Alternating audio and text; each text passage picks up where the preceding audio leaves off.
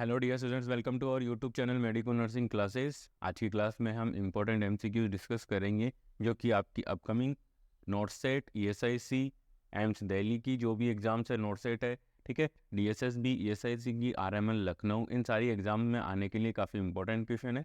आइए चलते हैं, शुरू करते हैं अपनी आज की क्लास का पहला क्वेश्चन। देखते हैं हमारी क्लास, आज की क्लास का पहला क्वेश्चन है स्टूडेंट, अच्छा क्वेश्चन है। Displacement, substitution and projection are example of which of the following? कुछ एग्जामिनर ने हमसे क्या पूछा है? एग्जामिनर ने हमसे ये पूछा है कि डिस्प्लेसमेंट, एक तो हो गया इसमें डिस्प्लेसमेंट, ठीक है, डिस्प्लेसमेंट के बाद है डिस्प्लेसमेंट हो गया, दूसरा पूछा है सब्सटीट्यूशन, ये सब्सटीट्यूशन और प्रोजेक्शन, ये किस चीज के एग्जाम्पल है? ये तीनों क्या हैं? Example of which of the following, किस डिस्प्लेसमेंट का मीनिंग क्या है, सब्सटीट्यूशन का मीनिंग क्या है, प्रोजेक्शन है, ये तीनों के तीनों क्या हैं, इनके बारे में ये पूछा गया कि क्या है, ताकि और हमें जो नीचे ऑप्शन दिए गए उनमें से हमें बताना है कि तीनों को क्या बोलते हैं, ठीक है। पहला ऑप्शन है डिफेंस मैकेनिज्म, थर्ड ऑप्शन है न्यूरोटिक नीड्स, थर्ड ऑप्शन है psychosocial stage of development, psychosocial stage of development, third one है psychosexual stage of development, psychosexual stage of development, ठीक है। तो इन सब के बारे में हम देखते हैं। सबसे पहले हम देखते हैं कि डिस्प्लेसमेंट क्या होता है, ठीक है। वैसे डिस्प्लेसमेंट की बात करें, सबसे पहले हम बात करते हैं कि डिस्प्लेसमेंट क्या है।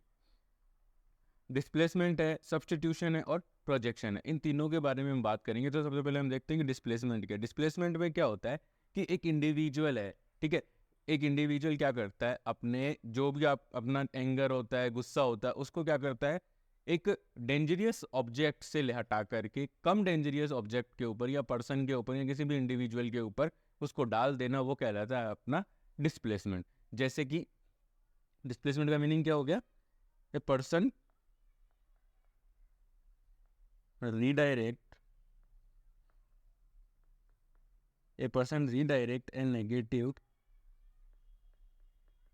redirect a negative emotion,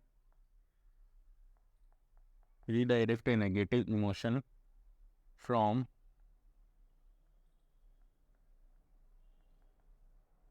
its original source to a less dangerous recipient, less danger recipient. जैसा कि इसमें ये बताया गया है कि एक इंडिविजुअल क्या कर रहा है, अपने नेगेटिव इमोशंस को, जैसे कि गुस्सा आ रहा है उसको, ठीक है, उसको जेलेसी हो रही है, उसको क्या करता है, वो ओरिजिनल सोर्स से हटा करके एक कम डेंजरियस रिसिपिएंट के ऊपर डाल देता है। जैसा कि हम बात करें, सीनियर है,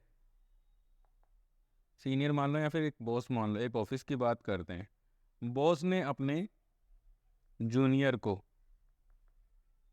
को किसी काम की वजह से डांट दिया, बॉस ने अपना गुस्सा जूनियर के ऊपर निकाल दिया। अब इस जूनियर को जो गुस्सा आ रहा है, कि बॉस ने मेरे को क्यों डांटा, ठीक है, मेरी कोई गलती थी नहीं। तो ये जूनियर क्या अपने बॉस को डांट सकता है? बिल्कुल भी नहीं। ये जूनियर अपने बॉस को डांट सकता है? बिल्कुल भी नहीं डांट सकता। तो अब ये जूनियर क्या करेगा, अब ये जूनियर अपने सबॉर्डिनेट स्टाफ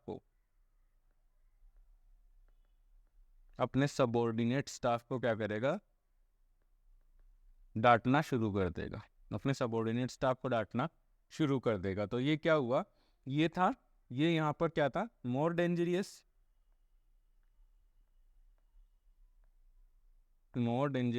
और ये हो गया less dangerous, more dangerous to less dangerous. समझ गए? ये होता है डिस्प्लेसमेंट। ये गुस्सा किस पे आ रहा था, जैसे अगर मान लीजिए पापा ने हमें डांट दिया, तो अब हमें गुस्सा पापा पे आ रहा है कि मेरे को क्यों डांटा, ठीक है, लेकिन हम पापा पे अपना गुस्सा नहीं निकाल सकते, तो हम क्या करेंगे, अपने छोटे भाई को पीट देंगे या अपने छोटे भाई पे अपना गुस्सा निकाल लेंगे, उसे बोलते हैं डिस्प्लेसमेंट। ठीक है स्टूडेंट, आई होप आप लोगों को समझ में आया। नेक्स्ट वन क्या था, नेक्स्ट वन है अपना इसके अंदर, डिस्प्लेसमेंट के बाद था अपना सब्सटीट्यूशन, ठीक है जी। उसके बाद हम देखते हैं, ये डिस्प्लेसमेंट का मीनिंग मैंने आपको बता ही दिया है कि अपने मतलब कम डेंजरियस ऑब्जेक्ट पे अपने नेगेटिव इमोशंस को ट्रांसफर कर देना। दूसरा है अपना सब्सटीट्यूशन। सब्स्टिट्यूशन का मीनिंग, तो सब्स्टिट्यूशन का मीनिंग क्या होगा? सब्स्टिट्यूशन का मीनिंग होगा आपका replacing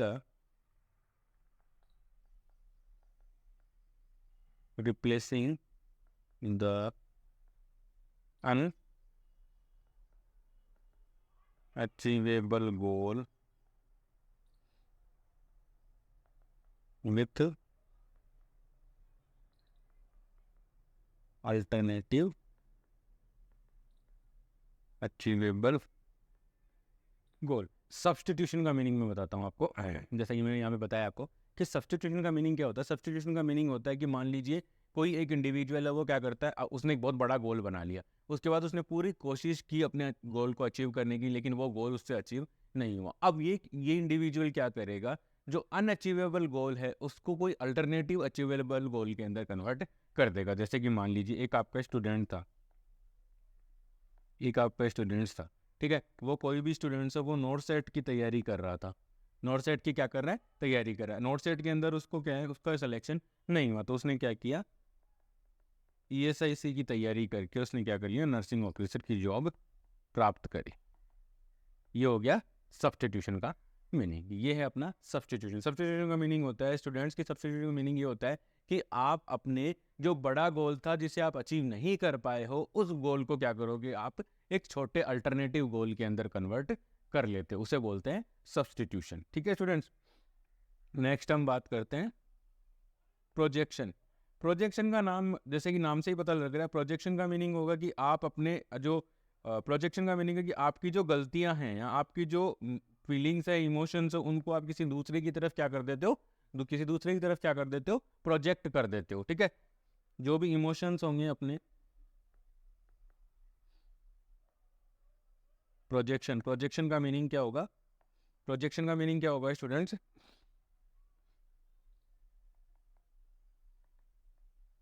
feelings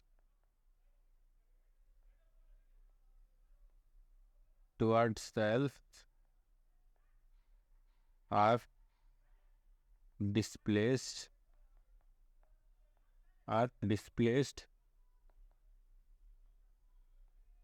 towards other people।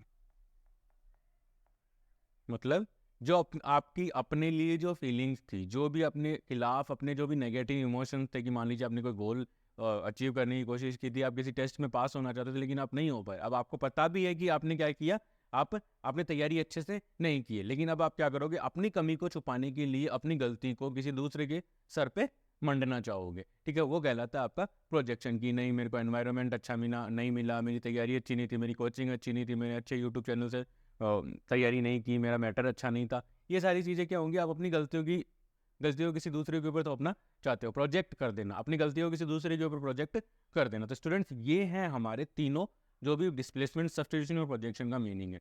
और अब हमसे एग्जामिनर ने हमसे ये पूछा है कि ये जो तीनों वर्ड आए हैं यहाँ पे, सब्स्टिट्यूशन है, प्रोजेक्शन है, डिस्प्लेसमेंट है, ये क्या है? तो स्टूडेंट्स, इनको हम बोलते हैं डिफेंस मैकेनिज्म। इन सबको हम बोलते हैं defence mechanism. This is the right answer for this question, defence mechanism. ठीक है, अब डिफेंस मैकेनिज्म है, ये क्या होते हैं? डिफेंस मैकेनिज्म का मतलब होता है स्टूडेंट, डिफेंस मैकेनिज्म क्या करते हैं, help to deal with anxiety, help to deal with anxiety. कोई भी इंडिविजुअल अपनी डे टू डे लाइफ के अंदर उसको एंजाइटी होती है, उस एंजाइटी से डील करने के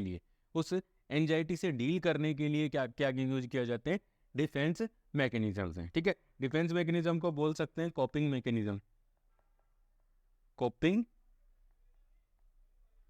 मैकेनिज्म का मतलब है जो भी एंजाइटी प्रोड्यूसिंग सिचुएशंस हैं, ऑब्जेक्ट्स हैं, उनसे हम कैसे डील कर रहे हैं। डिफेंस मैकेनिज्म का यूज है वो हर इंडिविजुअल करता है, हर सिचुएशन में, डे टू डे लाइफ के अंदर हर डिफेंस मैकेनिज्म का यूज करता है। और इन्हीं डिफेंस मैकेनिज्म का यूज करके वो अपनी एंजाइटी को कंट्रोल करते हैं। अगर इन्हीं डिफेंस मैकेनिज्म का यूज हमें प्रॉपर तरीके से नहीं आएगा तो हमें मेंटल इलनेस होने के काफ़ी ज़्यादा चांसेज हो जाते हैं। तो इस क्वेश्चन का राइट आंसर था डिफेंस मैकेनिज्म की डिस्प्लेसमेंट, सब्स्टिट्यूशन और प्रोजेक्शन, ये तीनों क्या है, डिफेंस मैकेनिज्म है। न्यूरोटिक नीड्स का मतलब है आपकी न्यूरोलॉजिकल जो भी नीड्स होती हैं, वो साइकोसेक्सुअल डेवलपमेंट और साइकोसोशल डेवलपमेंट, ये क्या है, स्टेजेज ऑफ डेवलपमेंट है, स्टेजेज ऑफ डेवलपमेंट। ठीक है, दोनों की दोनों किसने दी है, सिगमंड फ्रॉइड ने दी हुई होती हैं। ठीक है, तो कैसे साइकोसेक्सुअल साइको सोशल है, ये दोनों सिगमंड फ्रॉइड ने दी गई हैं। चलते हैं अपने नेक्स्ट क्वेश्चन की तरफ।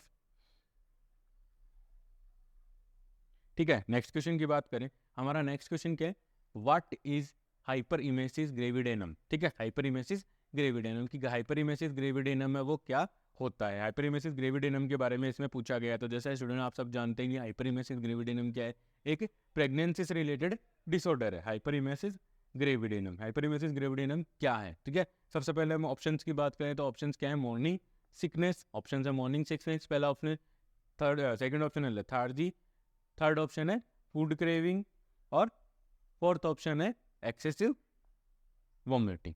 ठीक है, हाइपर इमेसिस ग्रेविडेनम। तो हाइपर इमेसिस ग्रेविडेनम का मतलब क्या होता है, हाइपर इमेसिस ग्रेविडेनम का मीनिंग होता है students severe nausea and vomiting,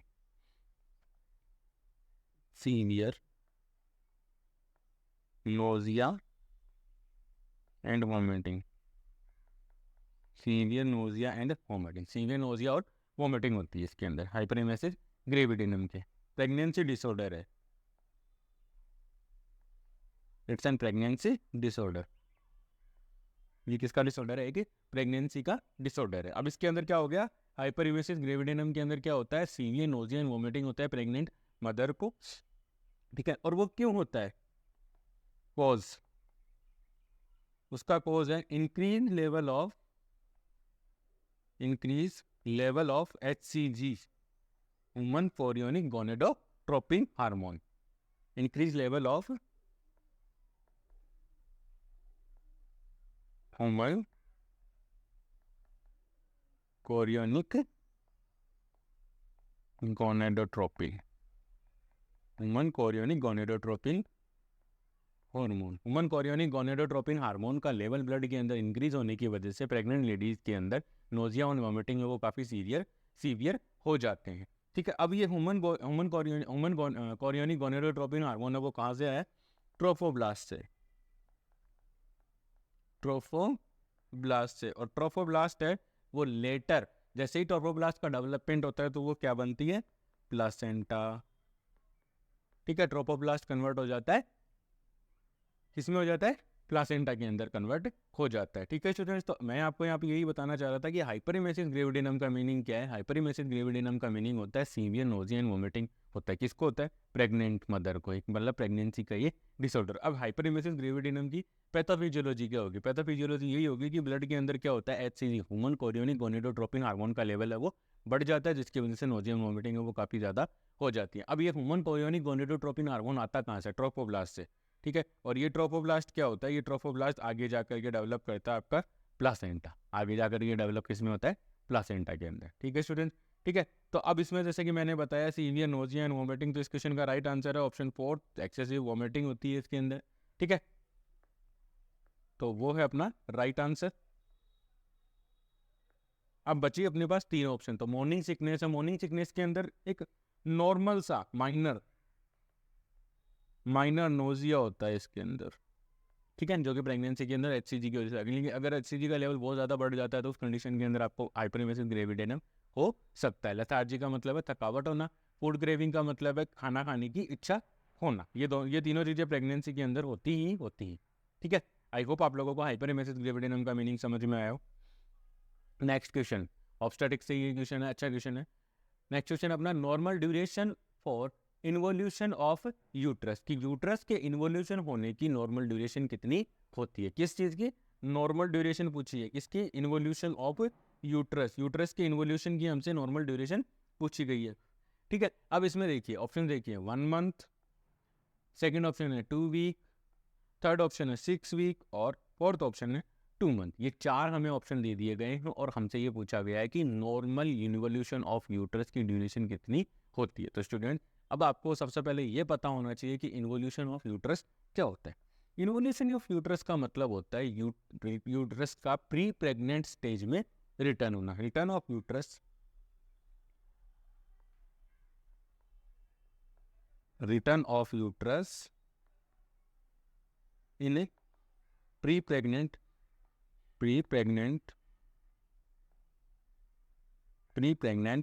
stage. Pre pregnant state होगा, ठीक है।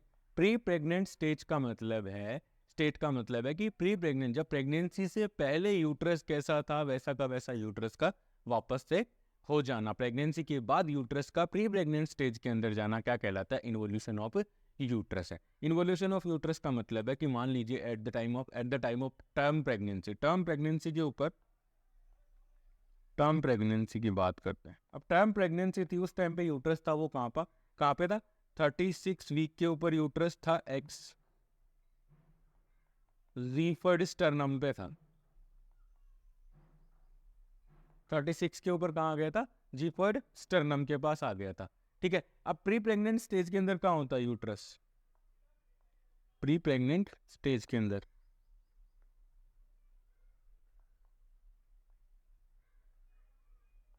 प्री प्रेग्नेंट स्टेज, अब प्री प्रेग्नेंट स्टेज के अंदर यूट्रस होता है पेल्विक केविटी के अंदर। पेल्विक केविटी, यूट्रस कहाँ होता है? पेल्विक केविटी के अंदर। और टर्म प्रेगनेंसी पे यूट्रस होता है आपका जीफर्ड स्टर्नम के पास आ जाता है, ठीक है। तो अब इसको वापस जीफर्ड स्टर्नम से ये वापस पेल्विक ऑर्गन कब बनेगा? पेल्विक ऑर्गन कब तक बनता है? वो कंडीशन क्या कहलाती है? इन्वोल्यूशन ऑफ यूट्रस है, ठीक है। और इन्वोल्यूशन ऑफ यूट्रस की जो ड्यूरेशन होती है, नॉर्मल ड्यूरेशन होती है स्टूडेंट्स, नॉर्मल ड्यूरेशन होती है उसकी 6 वीक। 6 वीक के अंदर जो यूट्रस है वो अपनी प्री प्रेग्नेंट स्टेज के अंदर चला जाता है, नॉर्मली 6 वीक के अंदर चला जाता है, ठीक है। क्योंकि जैसे ही डिलीवरी होती है, डिलीवरी के बाद यूट्रस की हाइट आ जाती है at the level of umbilicus, ठीक है। उसके बाद हर दिन 1 सेंटीमीटर 1.5 0.5 से लेकर के 1.5 सेंटीमीटर तक रोज यूट्रस है वो धीरे धीरे धीरे धीरे एब्डोमिनल केविटी से पेल्विक केविटी की तरफ चला जाता है, जिससे क्या होता है 6 वीक आता है। जब तक 6 वीक की ड्यूरेशन आती है तब तक यूट्रस कहाँ चला जाता है? अपनी पेल्विक केविटी के अंदर। पेल्विक केविटी का मतलब है प्री प्रेग्नेंट स्टेज के अंदर चला जाता है। और जब ये जो नॉर्मल प्रोसेस है, नॉर्मल फिजियोलॉजिकल प्रोसेस है इन्वोल्यूशन ऑफ यूट्रस हमारी बॉडी का, अगर जब भी इन्वोल्यूशन ऑफ यूट्रस है वो नहीं होता है तो एक डिजीज होती है, और उस डिजीज को हम क्या कहते हैं? सब involution.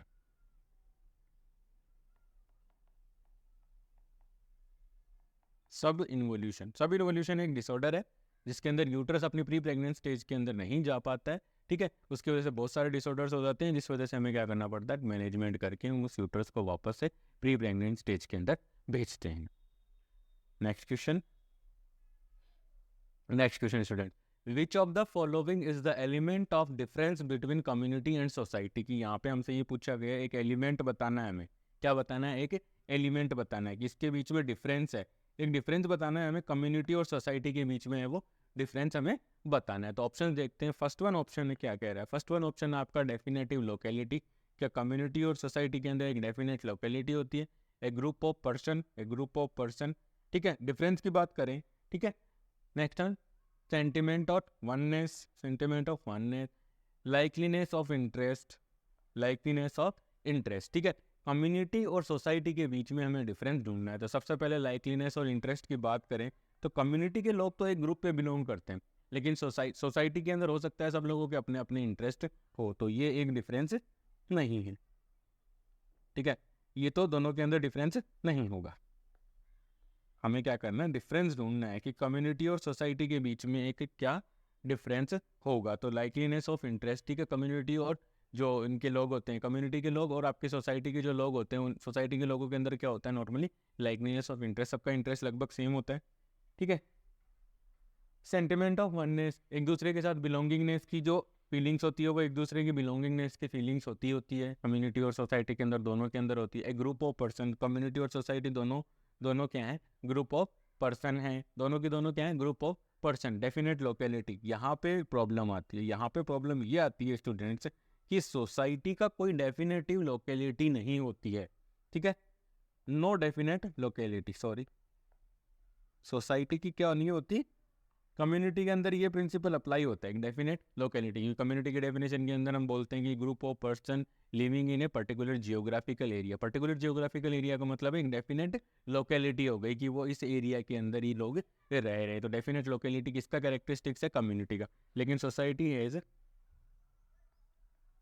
Has no definite is no definitive locality. ठीक है, इसका कोई डेफिनेटिव लोकेलिटी नहीं होता है, इसका कोई डेफिनेटिव लोकेलिटी नहीं होता है। And this is the right answer for this question. बाकी सारे आंसर हमारे क्या हैं, रॉन्ग हैं, बाकी सारे आंसर हमारे रॉन्ग है। और definitive locality is the difference, is the one and single difference between the community and society. Next है, नेक्स्ट क्वेश्चन देखिए student, the tool use for data collection. Tool use for data collection की कौन सा tool है, कौन सा combination, हमारे जो ऑप्शन दिए गए उनके अंदर कौन सा ऐसा कॉम्बिनेशन है जो डाटा कलेक्शन का क्या है, टूल है। ठीक है, डाटा कलेक्शन की बात करें तो यहाँ पे बात हो रही है रिसर्च की, रिसर्च की बात करते हैं। ठीक है, डाटा कलेक्शन की बात हो रही है। डाटा कलेक्शन का मतलब है collecting the information about the particular research topic या पर्टिकुलर अपना जो भी आपका एम है उसके अकॉर्डिंग आप क्या कर रहे हो, डाटा कलेक्शन कर रहे हो। ठीक है, तो सबसे पहले हम देखते हैं option first, experimental and non experimental. Experimental and non experimental, ये दोनों की, ये ऑप्शन आपका गलत है। हमें टूल ऑफ डाटा कलेक्शन ढूंढना है, न कि रिसर्च डिजाइन। ये क्या है, रिसर्च डिजाइन है, ये है रिसर्च डिजाइन, ये क्या है आपकी रिसर्च डिजाइन है सब। ठीक है, नेक्स्ट ऑप्शन देखते हैं, survey, observation and checklist. Survey, observation and observation checklist. तो यहाँ पे ऑब्जर्वेशन चेकलिस्ट तो डाटा कलेक्शन का टूल है, लेकिन सर्वे एक क्या है, रिसर्च डिजाइन है। ठीक है, तो ये ऑप्शन भी आपका गलत हो गया। ये तो क्या है, एक डाटा कलेक्शन है, डाटा कलेक्शन टूल, बट ये क्या है, एक रिसर्च डिजाइन है, आरडी। ये क्या है, एक रिसर्च डिजाइन है, तो ये ऑप्शन भी आपका गलत हो गया। नेक्स्ट हम देखते हैं, क्वेश्चनर बिल्कुल डाटा कलेक्शन का टूल है। इंटरव्यू शेड्यूल, ये भी डाटा कलेक्शन का टूल है।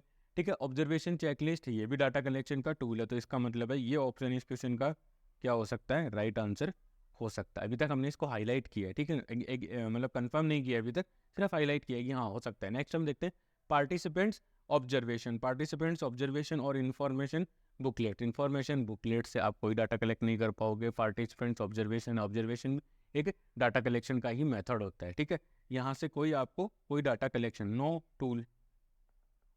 No tool of data collection. तो इसका मतलब है कि option 3 is the right answer for this question की क्वेश्चनर, इंटरव्यू शेड्यूल और observation checklist are the tool for data collection in research design या रिसर्च मेथड्स। ठीक है, नर्सिंग रिसर्च के अंदर या किसी भी रिसर्च के अंदर क्वेश्चनर, इंटरव्यू शेड्यूल और आपका ऑब्जर्वेशन चेकलिस्ट, ये क्या होते हैं, आपके डाटा कलेक्शन का क्या होता है, टूल होता है। आज की क्लास में इतना ही। आई होप मेरे द्वारा प्रोवाइड की जा रही नर्सिंग ऑफिसर रिक्रूटमेंट एग्जामिनेशन की जो भी MCQ सीरीज है वो आपकी नर्सिंग ऑफिसर रिक्रूटमेंट एग्जामिनेशन की प्रिपरेशन में आपकी हेल्प कर रही होगी। Please like, share and subscribe. Thank you so much.